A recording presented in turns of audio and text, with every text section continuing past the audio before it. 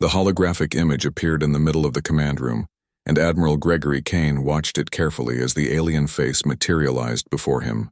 The creature had 3 eyes that blinked one after another, and its skin looked like dark leather stretched over sharp bones. This was Ambassador Thelmar from the Xinthian species, and humanity had been fighting his people for 7 long years. Captain Lauren Hayes stood next to Kane with her arms crossed tight against her chest, and her face showed no emotion. But Kane knew she was thinking about all the friends she had lost in this war. The ambassador's voice came through the translator as smooth English words, even though his mouth made clicking sounds that hurt human ears. Ambassador. Thelmar spoke slowly, and his 3 eyes focused on Kane as he delivered his message about peace and how the war had cost both sides too much blood and too many resources. He said the Xinthian collective wanted to end the fighting and proposed a summit meeting on a neutral planet called Kepler 442b, where both human and Xinthian leaders could sign a formal peace treaty. Kane listened without showing any reaction on his face, but inside his mind was racing through possibilities and problems. Lieutenant Commander Daniel Brooks sat at his station running analysis programs and checking the transmission for hidden codes or threats. After the ambassador finished speaking and waited for an answer, Kane told him they would need time to think about the proposal and discuss it with Earth Command. The hologram faded away, and Kane immediately turned to his senior officers and told Brooks to run a complete analysis of everything the Xinthians had sent them. Hayes already had her communication device out and was requesting a secure channel to Earth so they could report this development to the planetary government. Something felt wrong about this sudden peace offer, and Kane had learned to trust his instincts after decades of military service. Brooks worked through the night along with his entire intelligence team, and they pulled up every record they had captured from Xinthian databases. During raids on their outposts, Lieutenant Sophie Martin was a young analyst who specialized in studying alien psychology and behavior patterns, and she had been reading through old Xinthian historical records when she found something that made her hands shake. She called Kane to the briefing room at 3 in the morning, and when he arrived with Hayes and Brooks, she showed them what she had discovered on the large display screen. The Xinthians had offered peace treaties to 7 different alien species over the past 300 years, and in every single case the treaty summit had been a trap. Martin explained how the pattern worked as she highlighted each incident on the timeline, and showed how the Xinthians would invite enemy leaders to a neutral location for peace talks and then launch massive military strikes on the home planets while all the important leaders were away and vulnerable. Kane felt his jaw tighten as he realized what the Xinthians were planning, and Hayes slammed her fist on the table hard enough to make the coffee cups jump. The Xinthians had wiped out entire civilizations using this exact same strategy, and they were trying to do it again to humanity. Brooks pulled up tactical projections, showing how a Xinthian attack fleet could hide near human space and wait for the signal to strike Earth and the other core colonies, while President Elizabeth Grant and her entire cabinet were sitting in a conference room light years away. Martin's voice was steady, but Kane could hear the fear underneath as she listed the names of extinct species that had trusted Xinthian peace offers. The Keltorians had been a thriving civilization of billions until the Xinthians killed them all in one coordinated strike. The Praxi had been scientists and explorers who never saw the attack coming until their cities were burning. Kane stood silent for a long time while his officers waited for him to speak, and outside the windows of the ship the stars looked cold and distant. Finally, he told them that humanity would accept the Xinthian offer and attend the peace summit on Kepler 442b, but they would do something the aliens would never expect. Hayes asked what that was, and Kane smiled for the first time in days as he explained that humanity would see the trap and prepare a counter-trap of their own. The Xinthians thought humans were too young and stupid to know about their history, but they were wrong because humanity had always been good at learning from the past and preparing for the future. Over the next 2 days, Kane sent detailed reports to Earth Command and had multiple secure conversations with President Grant and the military leadership. General Frank Morrison reviewed all the evidence and agreed that the peace offer was definitely a trap, but he also saw the opportunity it presented. If humanity could predict exactly what the Xinthians would do, then they could prepare defenses and turn the ambush around on the attackers. President Grant made the difficult decision to attend the summit in person, because using a body double or hologram would be detected by Xinthian scanners, and the whole plan would fall apart. Kane promised her that he would keep her safe and that humanity would be ready for whatever came. Next, the preparation began immediately and in secret, because the Zynthians had to believe their trap was working perfectly. Commander Ryan Clark commanded a stealth ship called the Shadow, and Kane gave him the mission of finding the hidden Zynthian attack fleet that would be positioned somewhere near Earth. Clark took his ship out into deep space and began scanning every star system within jumping range of human territory. Meanwhile, Captain Hayes coordinated with shipyards across human space to install new defensive systems on every military vessel and civilian station. Dr. Helen Price had developed a new type of shield technology that could link multiple generators together into one network, and she worked around the clock to get the system ready for deployment. Kane also worked with Lieutenant Martin to feed false information to every Zynthian spy and listening post that humanity knew about, and they made sure the aliens heard exactly what they wanted to hear. The false report said that human defensive fleets were being moved away from Earth to provide honor guards for the peace delegation, and that orbital defense platforms were running on reduced power to save resources. All of it was lies designed to make the Zynthians confident that their trap would work. On the 20th day of preparation, Commander Clark sent an urgent message that made Kane's heart beat faster, because the Shadow had found the hidden Zynthian fleet hiding behind a gas giant in a system 8 light years from Earth. Clark counted 147 warships, including 12 of their biggest dreadnought-class vessels, and they were clearly waiting for the signal to attack. Kane gathered his senior staff one final time before they would depart for Kepler 442b, and he asked each person to confirm their part of the plan was ready. Brooks confirmed that intelligence networks were feeding the Zynthians false data. Hayes confirmed that defense fleets were hidden and ready to move. General Morrison confirmed that ground forces and civilian evacuation plans were prepared. President Grant entered the briefing room with her security team and told Kane that she understood the risks but trusted humanity to turn this trap back on the aliens. Kane stood at attention and told everyone that humanity had not survived everything it had survived, just to be destroyed by someone else's trick. And they were going to show the Zynthians what happens when they underestimate human beings and their ability to learn and adapt and fight back. President Elizabeth Grant sat in the Oval Office and listened to Admiral Kane's briefing through the secure, quantum-encrypted channel, and her face remained calm even though she was hearing about a plan to exterminate the entire human race. The evidence was laid out clearly in front of her, and every piece of intelligence pointed to the same conclusion, that the Zynthians were going to use the Peace Summit as cover for a massive military strike. General Frank Morrison leaned forward from his position at the Pentagon and told the president that if they were going to counter this trap, then she would need to actually attend the summit in person, because anything less would be detected by alien scanners. Peter Collins, who served as her chief of staff, immediately objected and said they could not risk the president's life and should use technology to fake her presence.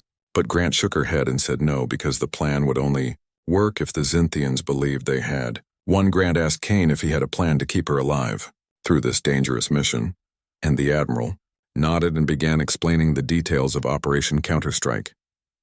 Over the next 3 weeks, humanity prepared for the most dangerous gamble in its history, and every move had to be made in secret, so the Zynthians would not suspect anything. In public, President Grant announced her intention to attend the Peace Summit and gave speeches about hope and ending the terrible war that had killed so many people.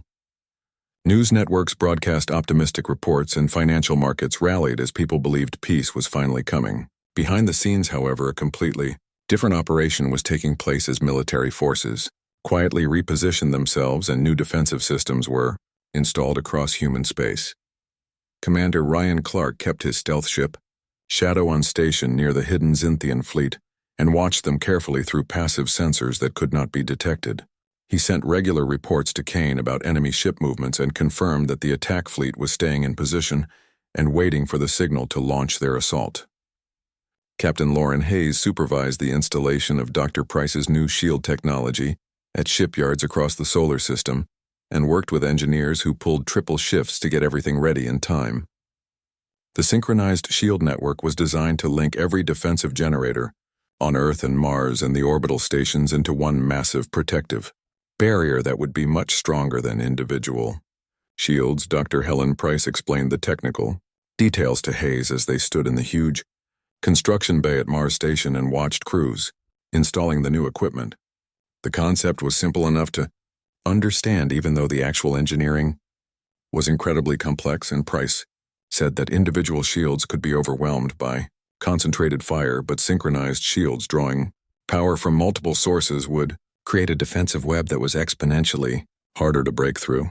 Hayes asked if the system could stop a full Xanthian assault, and Price answered honestly that it could not stop the attack completely, but it would slow the enemy down long enough for human defensive fleets to respond and engage them. Lieutenant Sophie Martin worked with Earth's intelligence agencies to make sure every Xanthian spy received carefully crafted false information. Every communication channel that the aliens had infiltrated and every agent they had planted in human society heard the same messages about how humanity was unprepared and trusting and vulnerable. The false intelligence said that defensive fleets were being moved away from core worlds to provide ceremonial escorts for the peace delegation, and that President Grant's entire cabinet would be attending the summit. All of it was designed to make the Xanthians confident that their centuries-old strategy would work perfectly against these naive humans who did not know any better. On the 20th day, Commander Clark's voice came through Kane's personal communicator with the words that confirmed everything they had predicted. The Xanthians were positioned in system designation J-1247, approximately 8 light-years from Earth, and Clark had counted 147 warships, using the magnetic field of a gas giant to hide their energy signatures. Kane asked if the Shadow could maintain surveillance without being detected, and Clark confirmed that his ship was tucked safely behind an outer moon, using only passive sensors. Kane told him to stay on station and report any movement immediately because timing would be everything. When the trap was finally sprung, the pieces of the plan fell into place, like a puzzle being completed, and Kane gathered his senior staff for one final briefing before they would leave for the summit. Brooks confirmed that intelligence networks were feeding the Xanthians exactly what they wanted to hear, and as far as the enemy knew, humanity was walking blindly into the slaughter. Hayes checked her tactical displays and reported that Defense Fleet Omega was hidden in the Kuiper Belt, among all the ice and rocks where sensors could not easily detect them. Defense Fleet Delta maintained normal patrol routes but was ready to move instantly on Kane's signal. Defense Fleet Sigma staged at Mars, but the Xanthians believed those ships were being reassigned to escort duty for the peace delegation. General Morrison appeared on the holographic display and confirmed that ground forces were ready, and every major city had underground bunkers prepared for civilian evacuation. The preparations were disguised as routine emergency drills, so nobody would panic and the Xanthians would not suspect anything unusual. Morrison also reported that the moon base had been armed with every weapon system humanity could fit onto the lunar surface, and it was ready to become a nasty surprise for any enemy fleet that got close to Earth. President Grant entered the briefing room with her security detail and told Kane that she understood the risks but was ready to do whatever was necessary. She said that humanity had not fought its way to the stars just to be wiped out by aliens who thought they were smarter, and she wanted to show the Xanthians what happens when they underestimate human determination.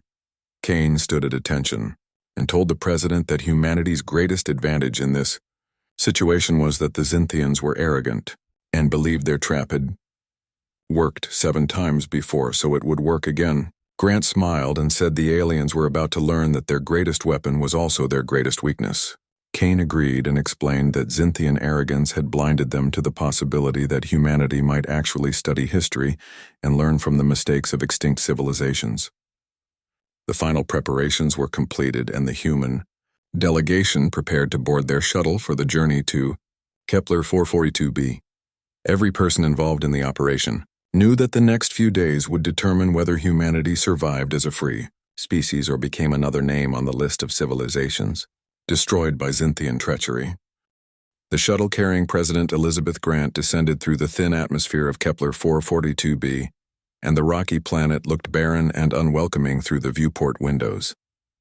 Admiral Gregory Kane sat across from the president, along with Captain Lauren Hayes and Lieutenant Sophie Martin, and a security team led by Commander Jake Morrison, who was checking his weapons one final time.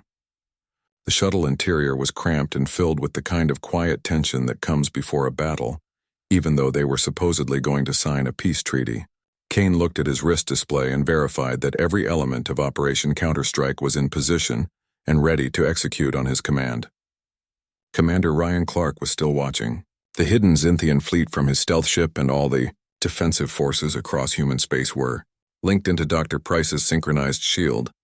Network Brooks sent an encrypted message through Kane's neural implant confirming that all units reported ready status, and Kane acknowledged the message without speaking.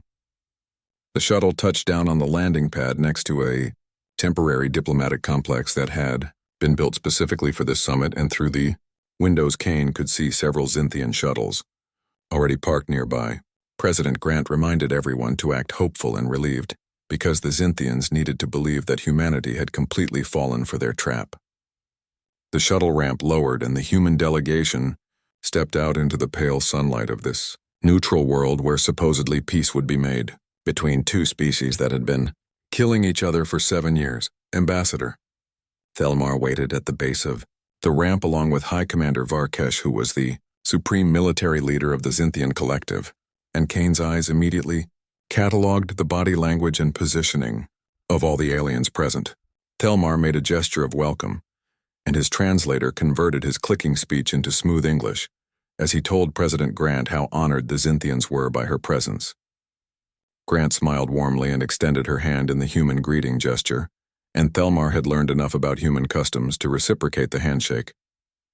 The president said that humanity had suffered greatly during the war, and peace was a gift that they gratefully accepted, and her voice sounded sincere enough to fool anyone who did not know the truth. They walked together toward the conference hall, and Kane used his military training to observe everything about the facility without appearing suspicious. Zynthian guards stood at regular intervals, and security sensors were embedded in the walls, and emergency shield generators were ready to deploy at a moment's notice. Everything about the setup screamed trap to anyone who knew what to look for, but Kane kept his expression neutral and professional. The conference hall was circular with a large table in the center, and translator devices positioned around the room so both species could understand each other. Kane noticed that the Zynthians had brought far more military officers than diplomatic staff, which was another confirmation that they were not here for actual peace negotiations. The negotiations began, and for 3 hours both sides engaged in the theater of discussing peace terms and drawing borders and calculating reparations. President Grant played her role perfectly and occasionally looked to her advisors as if seeking guidance, and she appeared to be exactly what the Zynthians expected, which was a hopeful leader desperate to end the war. Kane monitored his concealed display and watched the countdown timers that tracked how close they were to the moment when the Zynthian attack fleet would launch. According to their intelligence projections, the enemy would begin their assault approximately 2 hours into the summit, which would coincide with the actual signing of the treaty document. They were 30 minutes away from that critical moment when Commander Clark's urgent message arrived directly into Kane's neural implant saying that the Zynthian fleet was powering up their weapons and charging their jump drives. Clark estimated they would depart in 15 minutes and jump directly to Earth orbit, where they expected to find minimal defenses and a helpless planet. Kane stood smoothly and interrupted a discussion about trade routes and apologized, but said he needed to confer privately with President Grant for a moment. He walked to her side and leaned down as if discussing a minor treaty clause, but whispered that the enemy fleet was moving, and they had 15 minutes. Grant nodded almost imperceptibly and then addressed the Zynthian delegation, suggesting that perhaps they should take a brief recess to review the final terms with their respective governments before signing such an important document. Ambassador Thelmar agreed, but Kane saw the slight tension in High Commander Varkesh's posture because they were getting close to their attack window and did not want any delays. Varkesh suggested that perhaps just a 10-minute recess would be sufficient, since they were so close to achieving peace, and Grant agreed that 10 minutes would be perfect. The delegation separated to opposite sides of the conference hall, and Kane immediately activated his secure channel and spoke the words that would begin humanity's counterattack. He ordered all units to execute Operation Counterstrike and repeated the command to make sure every ship and station heard it clearly. Across human space vessels that had been pretending to patrol aimlessly suddenly changed course with military precision, and defense platforms that had appeared dormant came online with full power. The synchronized shield network activated and created a glowing web of protective energy around Earth and Mars and every major human colony and station. Commander Clark reported that the Zintian fleet had jumped and was heading for Earth, exactly as predicted, and Kane allowed himself a tight smile as he told Clark to let them come. In the conference hall, the Zintian delegation seemed relaxed and confident because they believed that in just a few minutes their strike fleet would emerge in Earth's orbit and begin the bombardment that would cripple humanity forever. They believed their victims were trapped here on this neutral planet, helpless to intervene or defend their homeworld. High Commander Varkesh checked a concealed device and seemed satisfied with whatever information it displayed, and Ambassador Thelmar actually smiled, which was disturbing to see on an alien face. Kane watched them and thought about all the species that had trusted Zintian peace offers before and had been destroyed for their trust. The Keltorians, who had been billions strong until they were extinct. The Praxi, who had been scientists and explorers.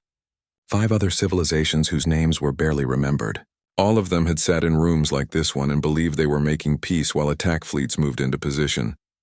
But humanity was different because humanity had done something the others had not, which was study history and learn from it, and prepare for treachery.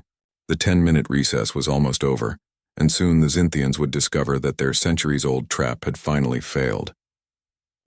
The Zintian strike fleet emerged from jump space exactly where their tactical computers had calculated, and fleet Commander Zethrak stood on the bridge of his massive dreadnought called the Inevitable Victory, watching the display screens with satisfaction. 147 warships appeared in Earth's orbit ready to launch an overwhelming assault, and Zethrak expected this battle to be over within hours, because their intelligence had confirmed that Earth's defenses were minimal and scattered. He ordered all ships to form battle formation and instructed his weapons officers to target orbital platforms first and then ground installations, and to leave nothing standing that could threaten Zintian dominance. Zethrak stopped speaking in the middle of his sentence when his sensors officer made a startled clicking sound that indicated shock and confusion. The officer reported massive energy signatures coming from multiple sources, including the planetary surface and orbital stations, and even the moon base, and they were all powering up shield generators simultaneously. Zethrak said that was impossible, because their intelligence had confirmed Earth's defenses were weak, and their fleets had been repositioned away from the core worlds. The main view screen showed him exactly how wrong their intelligence had been as Earth blazed with energy, signatures, and the synchronized shield network created a glowing web of protection around the entire planet. The tactical officer reported with a shaking voice that he was detecting 3 full battle groups emerging from the Kuiper belt and another 2 battle groups jumping in from Mars, and then he added that the moon itself was launching, and Zethrak asked what he meant by the moon was launching. The officer explained that the entire lunar surface was covered in concealed weapons platforms, and they were all activating at the same time and targeting the Zintian fleet. Zethrak felt his breathing membranes tighten as he realized this was not the easy victory they had planned, but rather a carefully prepared ambush, and somehow humanity had known exactly what the Zintians were going to do. A transmission cut through on the command frequency, and Admiral Gregory Kane's face appeared on the screen, broadcasting from Kepler 442b, where he should have been trapped and helpless. Kane addressed Zethrak by name and said he thought it was only polite to inform the fleet commander that his trap had failed completely. Kane explained that humanity knew about Zintian history and had studied the records of how they destroyed the Keltorians and the Praxi and 5 other civilizations using this exact same strategy. Zethrak's 3 eyes widened in shock as he realized that humans had accessed their historical archives and learned about tactics that were supposed to be secret. Kane continued speaking in a calm, professional voice and asked if the Zintians really thought humanity would not do research and study every piece of intelligence about their enemy. He said they had been fighting for 7 years, and the Zintians should have learned by now that humans were very good at studying history and learning from the mistakes of others. On Earth, Captain Lauren Hayes stood in the command center deep beneath the North American Defense Complex, surrounded by holographic displays showing the battle unfolding in orbit above. Dr. Helen Price reported that the synchronized shields were holding at 98% power, and the initial Zintian bombardment was not even scratching the defensive barrier.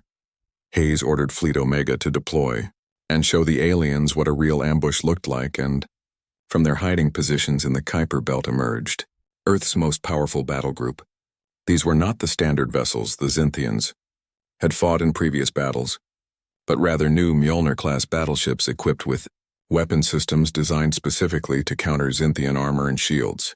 Commander Ryan Clark brought the Shadow out of stealth mode, and his reconnaissance ship now acted as forward coordinator, transmitting targeting data to every human vessel. Clark uploaded the tactical information and designated the Zynthian flagship as primary target Alpha 1 and instructed all ships to focus fire on the enemy command structure.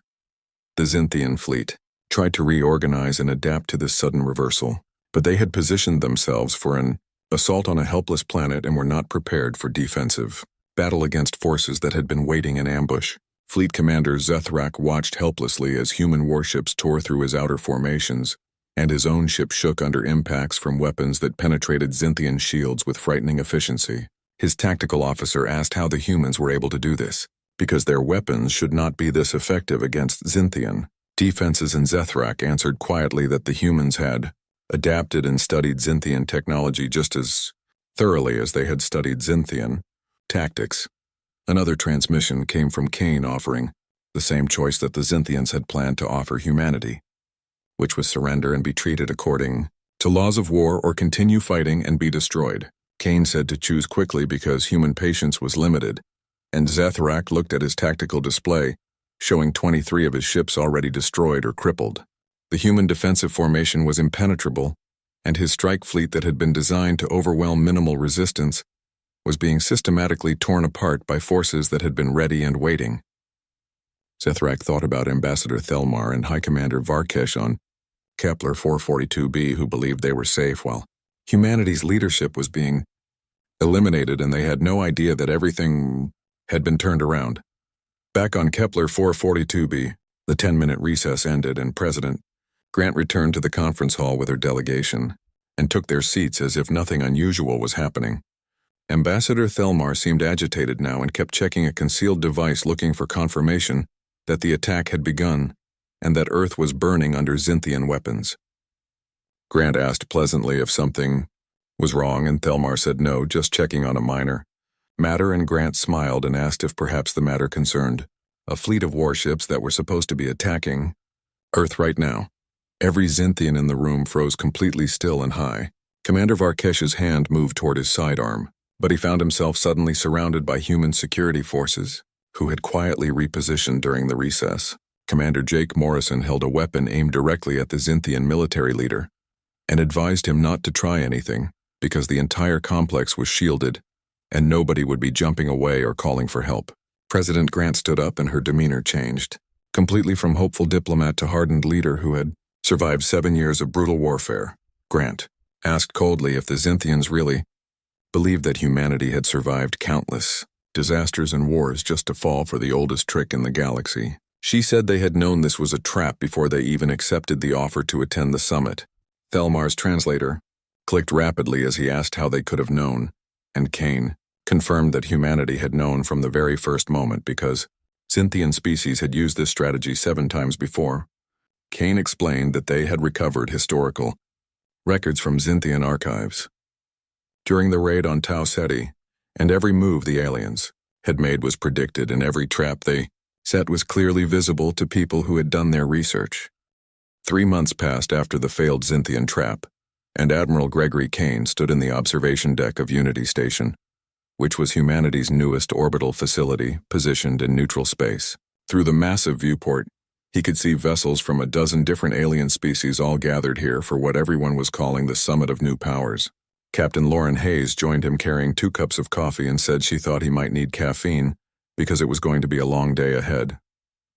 Kane accepted the cup gratefully and commented that he never thought he would see the day when humans were hosting an interstellar conference with so many different species attending. Hayes replied that she never thought she would see Zynthians asking humanity for help, but that was exactly what had happened in the aftermath of the failed attack.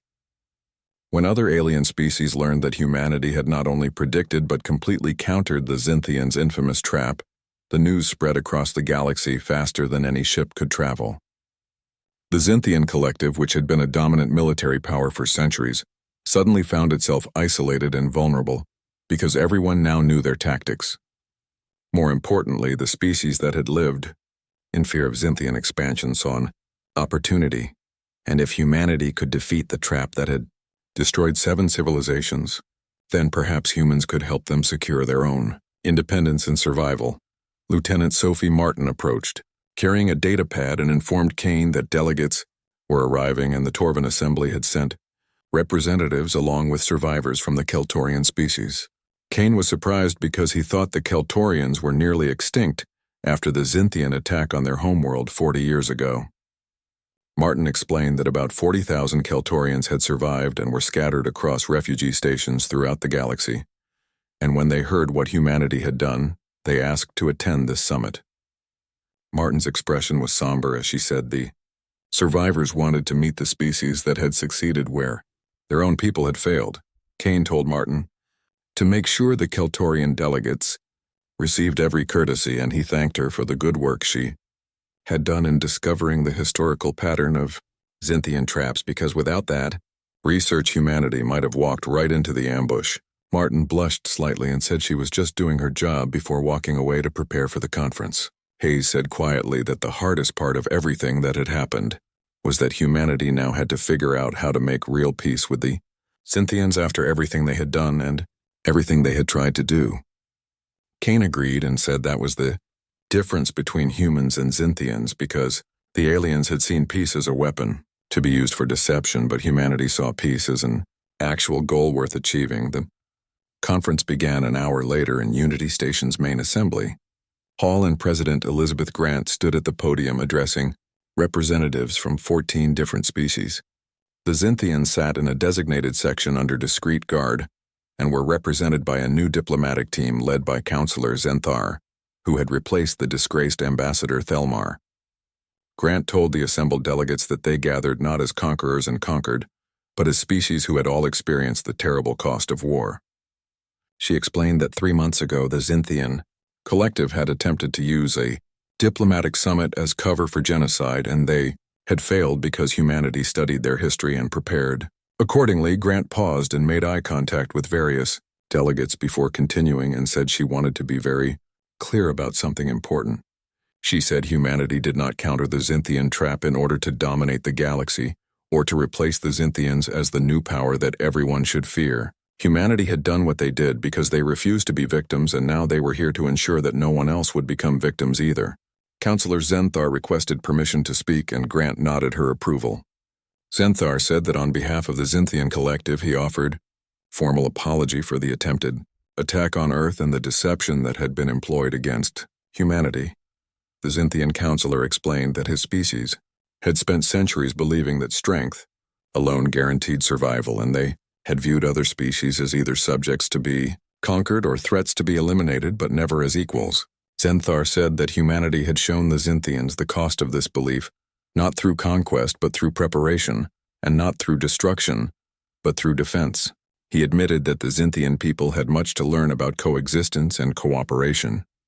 The Torvan representative, named Quilks, raised a manipulator appendage to speak and said that the Torvan Assembly had reviewed humanity's defensive strategies, including the synchronized shield network and the rapid deployment of hidden forces and the intelligence gathering that predicted enemy movements. Quilks said these capabilities represented a level of preparation and coordination that other species had not witnessed before, and the Torvan Assembly wished to propose a mutual defense pact with humanity. Other delegates murmured in agreement, and Kane noticed that even species who had been neutral during the Human-Zynthian War were now interested in forming alliances. The Keltorian representative was an elderly female named Soren, who was one of the few survivors of her species, and she spoke with a trembling voice about how the Zynthians had attacked her homeworld 40 years ago when the Keltorians were unprepared and believed the peace offers were genuine. Soren said that 2 billion Keltorians had died in a single day, and tears ran down her face as she spoke, and she said that seeing humanity not only survive but defeat the same trap that destroyed her world gave her hope that perhaps her species could rebuild and survive after all. President Grant stepped down from the podium and walked directly to Soren, and knelt beside her chair and told her that the United Earth Alliance formally offered asylum and assistance to all Keltorian refugees. Grant said the Keltorians would have a home, and she gave her personal word on that promise. The room fell silent because in galactic politics, such direct promises from leaders were extremely rare, but Grant had never been just a politician, and she understood loss and suffering on a personal level. Over the following weeks, the Summit of New Powers crafted several treaties that would reshape how species interacted across the galaxy. The Mutual Defense Initiative created a network of species pledged to defend each other against aggression. The Intelligence Sharing Protocol established systems for sharing information about potential threats before they became actual wars. The Conflict Resolution Framework provided neutral arbitration for disputes so they could be resolved through diplomacy instead of violence. The most controversial agreement was the Xinthian Accountability, measures which required the collective to pay reparations to surviving members of species they had tried to destroy and to allow independent monitoring of their military forces. Admiral Kane met privately with Counselor Zenthar in a small conference room with no guards and no witnesses except the automatic translation systems. Kane said that Zenthar must hate humanity for what they had done to expose Xinthian tactics and humiliate the collective in front of the entire galaxy. Zenthar replied that he had spent time thinking about hatred, but had come to understand that Kane and his people were not evil, but simply more prepared and more intelligent than the Xinthians had expected. Kane said he had fought Xinthians for 7 years and watched friends die, but he did not hate them because hatred would mean he did not understand them. Kane explained that the Xinthians were a species that had confused strength with invincibility and conquest with security, and they were not evil but simply wrong in their approach to survival. Zenthar asked if humanity would now teach the Xinthians to be right, and Kane said no because the Xinthians would teach themselves, but humanity would be present to make sure they did not slip back into old patterns. Kane said this was not out of cruelty, but because the galaxy could not afford another century of Xinthian expansion and attempted genocide. Zenthar focused all 3 of his eyes on Kane and said quietly that humanity could have destroyed the Xinthian species completely when their fleet was scattered and vulnerable. Kane agreed that humanity could have jumped to the Xinthian homeworld and done to them exactly what they had planned to do to Earth, but that would have made humans no better than the Xinthians had been. Kane stood and looked out at the stars visible through the viewport and said that humanity wanted what every species wanted, which was to survive and thrive and explore and build things rather than destroy them. He said humans wanted to do all of that without constantly looking over their shoulders for the next threat. Kane turned back to Zenthar and said the Xinthian collective could be part of that future, but only if they chose to be, because the galaxy did not need conquerors anymore, but rather needed cooperators who could work together.